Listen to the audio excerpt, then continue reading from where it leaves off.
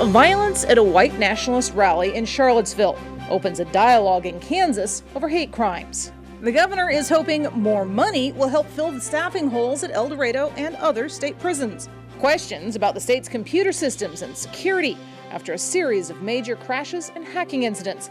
And two big dates that could determine who our next governor is. We'll take a look at why.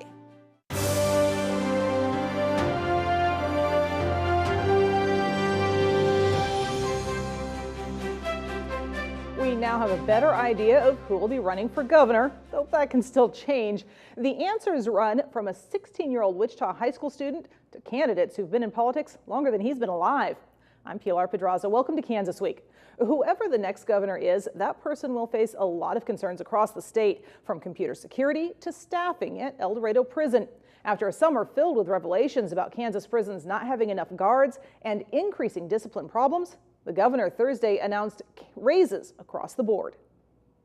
Governor Sam Brownback traveled to El Dorado Prison Thursday to announce a 10% pay raise for corrections officers there, 5% at all other Kansas prisons. The raises go into effect August 27th. Nearly a third of current correctional vacancies in Kansas are at El Dorado Prison, another third at Lansing Prison. Guards at El Dorado have been working 12-hour shifts since June to make up for the lack of staff. Okay.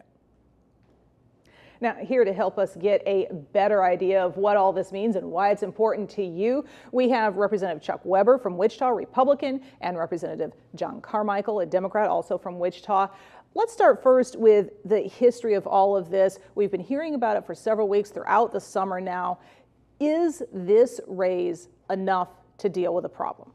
I don't think it is. I think 10% is a baseline, Pilar. I think that we've shortchanged our corrections officers enough. Security is a very important issue for Kansas, not only for the men and women inside of our prisons, and of course the welfare of the inmates, but also we have to protect the populace. So public safety is number one. So I think 10% is a good start. It's not nearly enough. I think we need to go to 15, 20% probably to get on par with our neighbors.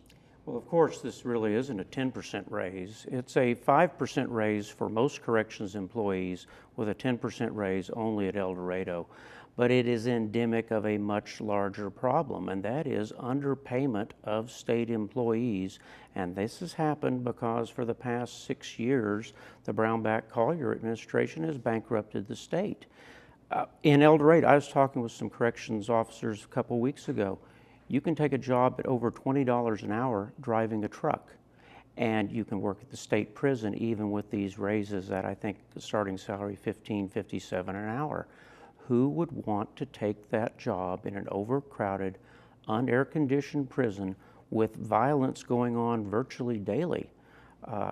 We're in a competitive marketplace. You can make better money working for the Sedgwick County Sheriff's Office as a detention deputy in the county jail than you can the state of Kansas. And that's not even a start. Well, and I think you kind of touched on a couple of the other issues that I was wondering about too, is it just the money? Because we are talking about a very dangerous job, can be very dangerous, not the most pleasant conditions. I don't know about you, but I don't want to work in an unair-conditioned office. Is there something else that can be done to make this job something that people would be more willing to do? I was on the phone earlier today with J.R. Clays, who's the chairman of a committee that's going to look at this. And he's talking about, and I think it makes a lot of sense, a three-point plan. So money is part of it, certainly. And certainly city and county governments are poaching our state corrections officers. There's no question about that. The state pays a lot of money to recruit and train and get them on the job for 90 days or so, and then why not go to work at a county facility or a city facility for $2, $3, $4 an hour more. So it has to be more than that. So we have to talk about working conditions, particularly Lansing. I mean, it's almost a territorial age prison. We have to upgrade Lansing. And then we have to create an environment where it's a career path so that it's not just a stepping stone to something else, but it's actually a career. There's dignity in all work. And so if we can create a better atmosphere, a better environment for our corrections officers, I think that's going to help the situation a great deal. We've also, though, had an autocratic management style on the part of state government since the Collier-Brownback administration arrived. The labor disputes that underlie a lot of the difficulty, those things continue. And when the governor announces a 10% raise at El Dorado and a 5% raise at Lansing and Hutchinson, what he's doing is he's pitting one state employee against another. And what this, in part, I believe has done is it's sowed discord to the point that career state employees are leaving public service in Kansas, not just in our prisons, but at our state hospitals, at the highway department, at every other branch of government. And so the damage that this type of a management style has done over the past 6 years will not be repaired for decades. Yeah, I don't know about decades, but I think one of the reasons that you're getting a higher wage increase at El Dorado is they have a higher turnover rate. So it's sort of market conditions at work here. And 46% turnover rate, it's 10 to 20% more than any of the other prisons. So it's not a good situation. As I mentioned off the top, it's a start. 10% has to be a baseline. I think philosophically, let's pay the better corrections officers more money if we can figure out a way to do that. That's how I would like to see this happen. Well, and another thing to look at too, 5%, 10% raises, this is in a point where the state is in a very tight budget. My understanding is that the money is being found by shuffling some other items around. That's really a one-year solution. There's going to have to be some work in the long term among lawmakers to really figure out how to handle this beyond the next fiscal year. Those of us who think that by making an adjustment in the state taxation policy last year that we've somehow cured the problem would be living in a fantasy world. We have pressing needs. We've borrowed over $3 billion in the past 6 years just for operations. We called it bond issues. We are running in the red, in a deficit. We have cut and cut and cut. And by the way, when we give state employees a raise, we're not giving the raise at all because the cost of their health insurance premiums has outstripped the amount of the raises that have been given. So we have a demoralized workforce in this state, and until there is a change of attitude on the part of the administration across the board, these problems are going to persist. I mean, I think it's demoralizing to go into a prison and work anyway, okay? So, and to think that we solve the problem with a $1 billion tax increase, I think you're right, it's a fantasy. Because we didn't really fix much. Here the ink's barely dry on the new tax increase. People are paying more in taxes, they're getting less take-home pay, and here we have this crisis situation, so we didn't prioritize. I think there's a way to at least help pay for this by looking at within the Department of Corrections first. So right now we're outsourcing work to Ohio and Arkansas for state highway signs. That's work that could be done in Kansas. And I think there's some things internally, efficiencies that we can look at in terms of just prioritizing our money so that we can minimize what tax increase we might have to, because already my friends are already talking about more taxes, and I don't think that's the answer.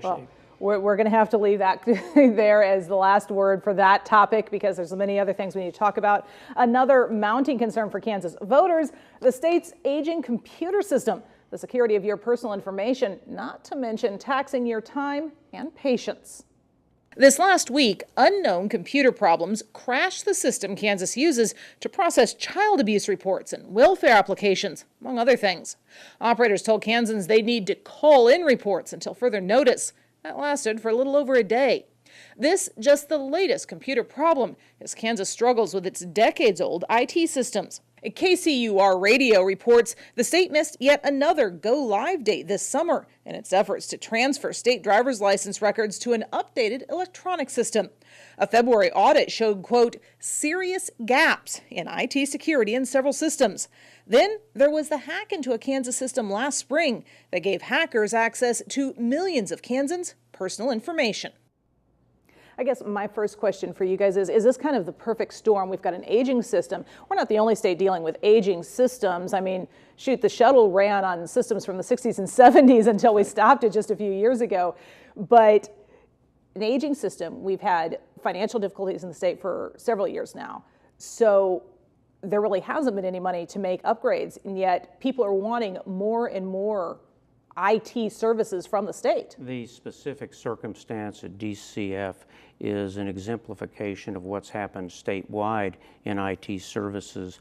2 years ago, Legislative Post-Audit made a very special appeal to the legislature saying that we have serious IT security problems in Kansas and you need to be ready to spend the money to fix it.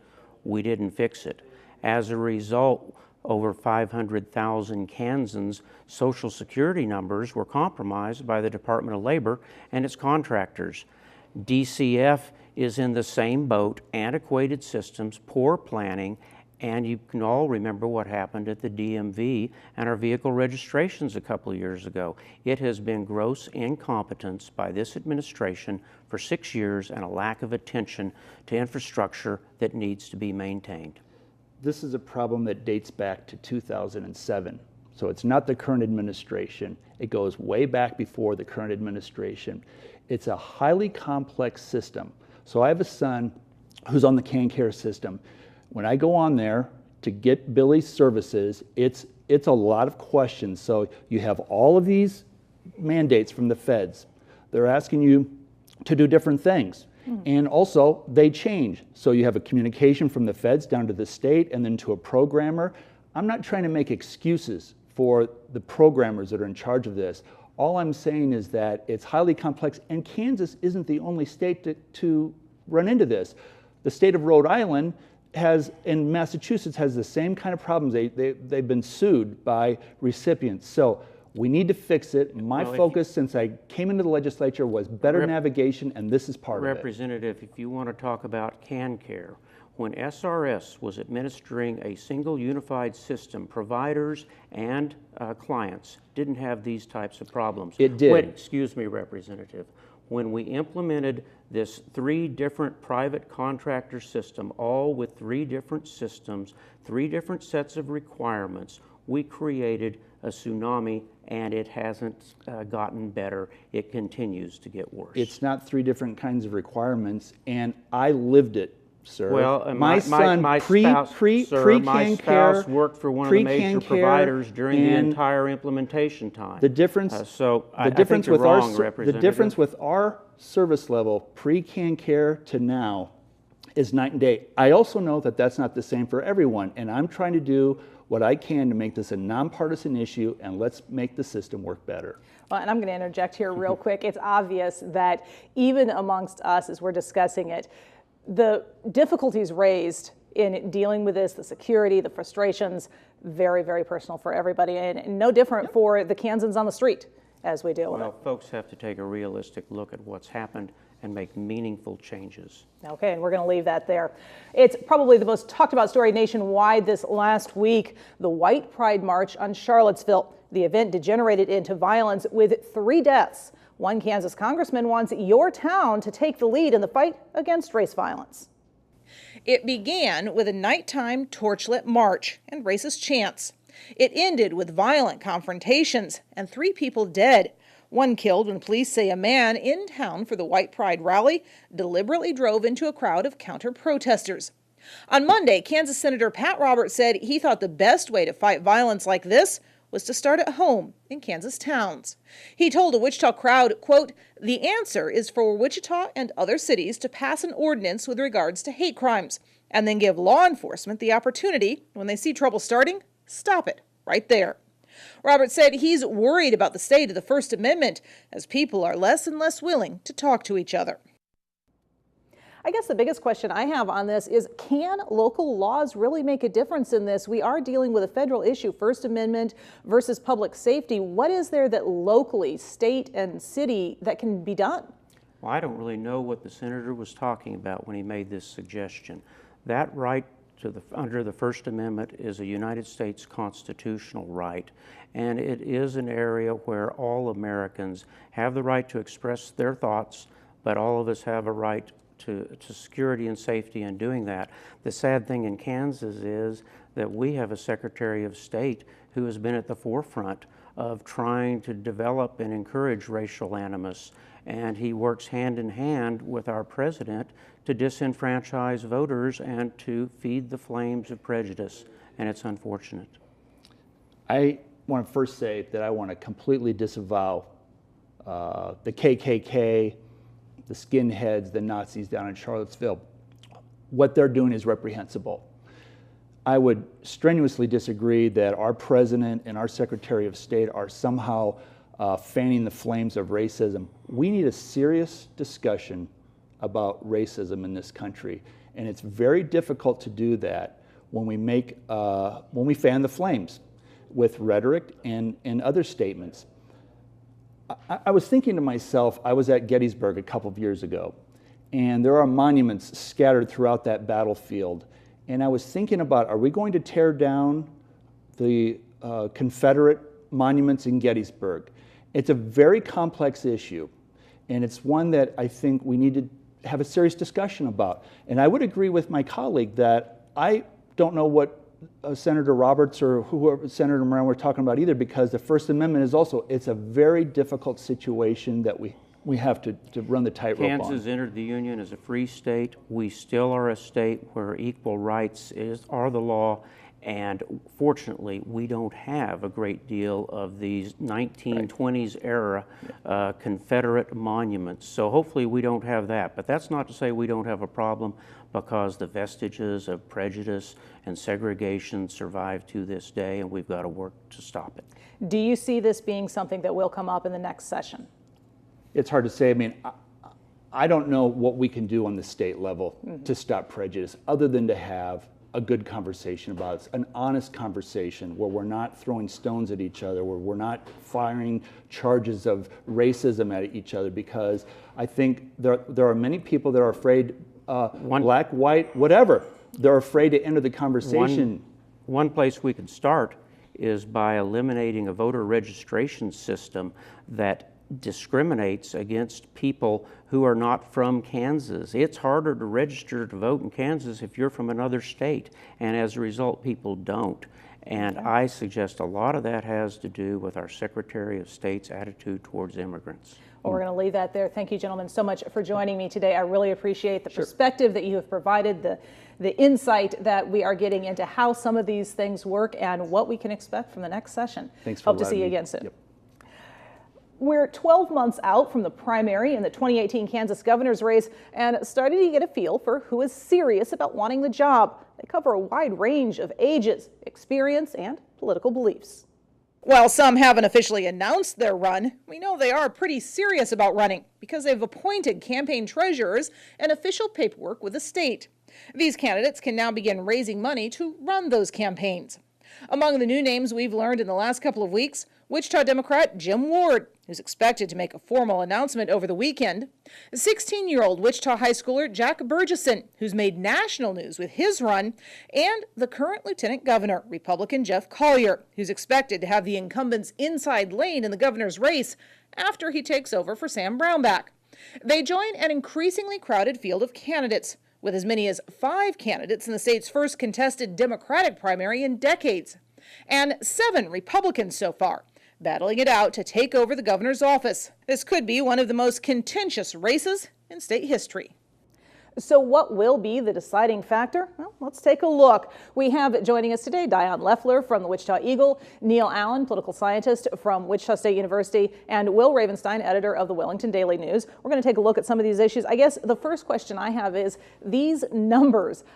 I can't remember the last time I was looking at a gubernatorial race with this many candidates. Neil, what is this telling us? Well, one thing it tells us is that both the Republican and Democratic nominations look like they're worth having for next year. So for the Republicans, there isn't a clear front runner, although maybe Kobach is. And actually, most interestingly, there are 2, possibly 3 solid Democratic candidates, because for the first time in a long time, it looks like the Democratic nomination for governor is worth having and might very well lead to the Democrats taking over at least a small part of state government. What do you see as you're out talking to folks? Is this increasing attention on the race, or are people just going, it's too much, I can't keep up, I give up? No, I think there's a lot of attention on this race right now. I think on the Democratic side, you've got that tension there between the younger voters who are sort of motivated by the Bernie Sanders campaign and have kind of kept that going. And then you've got sort of the more traditional Democrats, and there's a lot of headbutting there. And on the Republican side, I think there's quite a bit of interest there too. I think you've got most of the candidates there are pretty conservative. They're going to be fighting over some of the same voters, and so that's going to be a really interesting dynamic in that primary. Yeah. And as we're looking farther afield from the Wichita metro area, down in Wellington and elsewhere, kind of in your area, Will, what are you hearing from voters about this race? I haven't really heard a lot from my people in Wellington, but I know they are tired of the taxes. They are wanting to see the Medicaid expansion happen. We have a hospital in dire need right now. So I think if those issues are handled, and whoever can handle it best without raising the taxes on the citizen too high, I think that's who they're going to look at. And we do have a young demographic and an old demographic there. So they may be looking at this young man from Wichita, 16 years old. Doubt it, but still. But I think they're just really tired of the brownback era. They're wanting something different. So Neil, talking about a 16-year-old candidate for governor, won't even be old enough to vote, but has gotten national attention because of his campaign. What kind of an impact does he have on a race like this? My guess is probably not a lot, because while it's an interesting kind of story, but when you look at primaries, they often have lower turnout elections. It tends to be the most engaged and active voters. And while the Democratic electorate maybe skews a little younger than the Republican electorate, that's more of a general election phenomenon.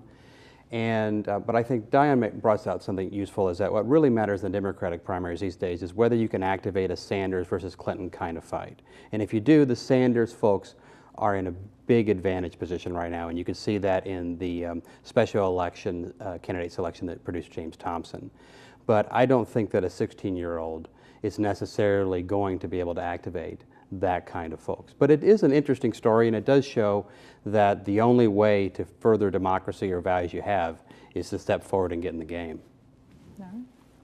Well, what about the timing of this race? Martin Hauver, in his blog on State House News this week, thinks April 20th will be a key date for both the governor's race and legislative races in the next year. In his blog, Martin Hauver says because of extra time lawmakers gave you to pay estimated small business taxes this year, due to those tax increases they approved, we won't know until April 20th if the tax increase was big enough. If it was, no big deal. If it wasn't, that would mean cuts to social services or a possible tax hike at the end of the 2018 legislative session. All just as lawmakers and gubernatorial candidates are fighting for your vote in the election. Now, the biggest thing I think about all of this, the April 20th, is the tax issue. And I know, Will, you talked about taxes are a big concern in your area, south of the Wichita area. How big of an impact does the tax question and whether or not Kansas needs to raise taxes again next year, how much of an impact, Neil, do you think that has on the election? Well, we've had a period now for the last couple of years where raising taxes has actually been a strong position in the Kansas legislature and with Kansas voters. But likely that will wane over time. And also, lowering taxes and shrinking the size of government is always going to have a lot of support, and likely that'll revive. But also, if the same story keeps happening, that we say we're going to get a certain amount of revenue, we don't get that amount of revenue, and the legislature just keeps having to deal with that, then candidates like Chris Kobach and especially Jeff Collier will be on the defensive. I think too, I think people are thinking about their own lives in this. I think it's gone beyond a little bit the traditional, let's cut taxes, let's cut government. What I'm seeing out there is sort of this almost burst of progressive activism that we haven't seen in a very long time in Kansas. And so I think that's going to be a part of this election, especially on the Democratic side. And I mean, we saw moderates and Democrats take a lot of seats in the state House over the 2016 election. So can they keep that ball rolling, or does somebody stand up and go, no new taxes, and stop it? That's going to be the Talking about that concept, I know several of the conservative members of the House and Senate that I've spoken with have said that they really felt that a lot of the moderates and more liberals who were elected this time came in expecting to be one-term candidates. And so with their one term being up in 2018, they actually expect another push to raise taxes again and make some other changes like expanding Medicare that the conservatives are fighting against while they have this power block in place. Do you think, Willie, as you think about your constituency and the folks outside of the metro area, do you think that that is something that will continue to win support amongst your voters, or is it something that they'll start to say, you know, I've kind of had enough now? Well, I know we had a upset this last election down there in our area, and Anita Judd Jenkins came in as a no one, and she won over Kasha Kelly. Mm-hmm. Now there is reports that I'm hearing that Kasha Kelly is going to try to retake her seat. I've heard the same thing. But, you know, maybe they're seeing now that it was time for some change. Down in Sumner and Cowley County, we're very rural.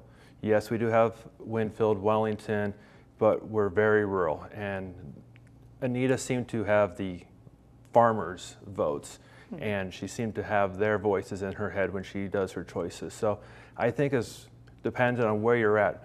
Wichita is going to be different. They're going to be looking more at the rural, at the citywide issues that they want to solve. Wellington, Sumner County, we want to know what's going to be going on with our ag. And I think if they're not going to tax them as bad, we'll be doing fine down there. Neil, I'm going to give you the last word on this. Well, I would just say there that a big question going forward in Kansas is, can areas outside of Johnson County, rural areas, small town areas, still be places where moderates can make gains? Mm-hmm. Because if not, then we'll probably be back more like we were in 2012. Because out in western Kansas, rural southeastern Kansas, Democrats are just not going to be viable as challengers to the conservative domination, because moderates are a necessary part of the Democratic moderate bloc to raise taxes and might have to do so again.